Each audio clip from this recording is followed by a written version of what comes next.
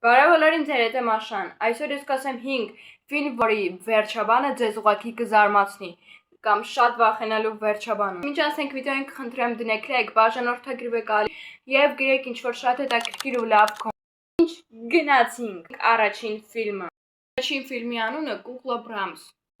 Այս ֆիլմում մի ծեր ընտանիք փնտրում է իր միակ որդու համար դայակ,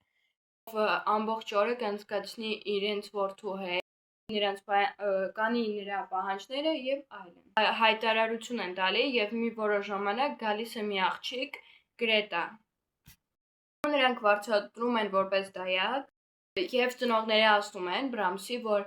մենք մի որոշ ժամանակով կգնանք եւ դու պետք է կատարես Բրամսի բոլոր ցանկությունները։ Տալիս են ցուցակի մեջ կար պայմաններ, որոնք պետք է Գրետան անպայման կատարեր։ Օրինակ, երբեք Բրամսին միայնակ մի թող։ Ժամանակ հետո Գրետան հասկանում է, որ դա սովորական երեխա չէ, խաղալիք։ Հասկանում է, որ պետք չի ինչ-որ խաղալիքից երեխու ուշադիր լիներ, ուշադրություն դարձնել։ Այդ ամենին այդքան էլ ուշադրություն չի դարձնում։ Այդ ամենը սկսում է այն ժամանակ, երբ Բրամսը սկսում է իրեն տարօրինակ պահել։ Գրետան հասկանում է, որ խաղալիքը իրականում ապրում է։ Բրամսը սկսում է շարժվել, տարօրինակ շարժումներ անել, եւ Բրամսը որոշ ժամանակ հետո ջղայնանում է, եւ Գրետան եւ իր ընկերոջը լավ բաներ չի անում։ Ֆիլմը ունի 2 մաս։ Առաջին մասը Բրամսի մասին է, երկրորդ մասը մի ձև ոնց ազատվել Բրամսից։ Տերեր են գալի, գնում են այդ տունը եւ անտառից նոր տանտերերը գտնում են Բրամսին։ Նույն պատմությունը կրկնվում է երկրորդ անգամ։ Անցանք երկրորդ ֆիլմին։ Երկրորդ ֆիլմը կոչվում է Տելեֆոն Միսթր Խարիգինը։ Այս ֆիլմը ծեր մարդու մասին է, ում անունը Միսթր Խարիգին է։ Միսթր Խարիգինը շատ հարուստ է լինում եւ սիրում է շատ կարդալ։ Գալիս է այնպիսի ժամանակ, երբ նրա տեսողությունը պատանում է եւ նա կարում կարդա։ Նա վարձում է դպրոցական մի փոքր տղայի, նրա համար գիրք է կարդում։ Ընթացքում նրանք շատ են իրար հետ մտերմանում։ Մեծանում է նրա տանը, տղան չունենում մայր։ Որոշ ժամանակ անց այդ Միսթր Խարիգինը նվեր է տալի տղային հեռախոս։ Եվ երբ տղան հարստանում է մի քիչ, նույնպես Միսթր Խարիգինին գնում է հեռախոս։ Եվ ամիսներ անց Միսթր Խարիգինը մահանում է։ Տղան չի կարողանում հավատալ այդ ամեն ինչին։ Նրա թաղման ժամանակ դնում է նրա ծոցագրպանի հեռախոս։ Մահանալուց օրեր անց զանգահարում է այդ հեռախոսին։ Պարզ է, որ չի վերցնում։ Դնում է նամակ եւ հաղորդագրություն։ Ասում, որ ես ձեզ կարոտել եմ։ Առավոտը արտանալով նա լինում է զարմանքի մեջ։ Կոդային նամակ Միսթր Խարիգինի հեռախոս։ Նա գրում է իր հայրիկին ասելու եւ իր հայրիկը ասում է, որ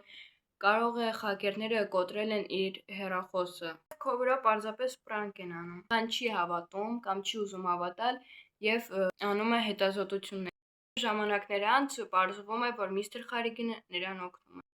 Նրան ով նեղացնում է, իհարկե Միսթր Խարիգինը չէր պատասխանում, բայց թողնում է հաղորդագրություն,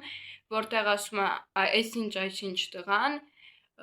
վիրավորում է ինձ, նեղացնում է ինձ։ Հաջորդ օրը այդ տղան մահանում էր։ Որոշ ժամանակից հետո գալիս է մի նամակ Միսթր Խարիգինի կողմից, որին ոչ ոք չէր սպասում։ Երրորդ ֆիլմը մեր երրորդ ֆիլմը Master Cop Devil։ Այս ֆիլմը մի կորեական բանդայի թիմի մասին է։ Քաղաքի հարցերն է լուծում եւ այդ բանդան, այդ խումբը անում է այդպիսի գործեր։ Իրենց քաղաքում հայտնվում է մի մարդասպան, ով ամեն օր ինչ-որ մեկին սպանում է։ Ողջ քաղաքը խառնվում են իրար, փորձում են գտնել, բայց տենց էլ չեն կարողանում գտնել։ Այդ խումբի գլխավորը տենց ուշադրություն չի դարձնում։ Այդ մի որոշ ժամանակ հետո այդ գլխավորը, այդ խումբի գլխավորը անձրև տակ կանգնած է լինում զոնտիկով։ Տեսնում է, որ մի աղջիկ անձրևի տակ թռչում է, չունի զոնտիկ, նվիրում է իր զոնտիկը եւ մտերմանում են։ Դուրերով մի քանի ժամանակ հետո տեսնում է, որ մարդասպանը սպանել է այդ աղջկան։ Անում է ամբողջ քաղաքը իրար, որ գտնեն մարդասպանին։ Գտնում են այդ մարդուն եւ շարունակությունը, եթե հետաքրքրեց, գնացեք դիտել։ Հաջորդ ֆիլմը կոչվում է Ժամացույցներով տան գաղտնիքը։ Ֆիլմում մի տղա, ով չունի հայրիկ եւ մայր, տեղափոխվում է իր հորեղբոր տանը ապրելու։ Որոշ ժամանակ հետո պարզում է, որ նրա հորեղբայրը կախարդ է։ Եվ ոչ միայն հորեղբայրը, այլ նաև հորեղբոր կինը, вообще նրանց տունը կախարդական է։ Ժամանակ անց այդ հորեղբայրը նույնպես սովորեցնում է կախարդություն այդ տղային։ Իդեալական ժամանակ են անցկացնում այն պահը, երբ մի հատ մարդ է հայտնվում, ասենց մեղմ ասած,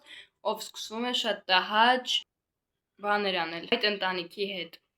Ժամանակ է գալիս եւ տան ամբողջ կախարդանքը կորչում, զրկվում են կախարդանքներից։ Մարդը, ով ասում է տհաճ բաներ էր անում այդ ընտանիքի հետ, որը կախարդում է, որ ինչ որ տարօրինակ բաներ անի, եւ այդ տղան գրկում է իր հոր եւ մոր միակ հուշատակը թողնելու շնորհիվ։ Եվ մեր 5-րդ վերջին ֆիլմը հայկական ֆիլմ է, որը կոչվում է Ռոզալի։ Որ ասեցի ցենց ինչ որ հետաքրքիր բան բերել հայկական Ման ֆիլմում Պոնչին իստում է բորոտում է Պոնչը, գերուհի չի կարող ունենալ ոչ մի ձև։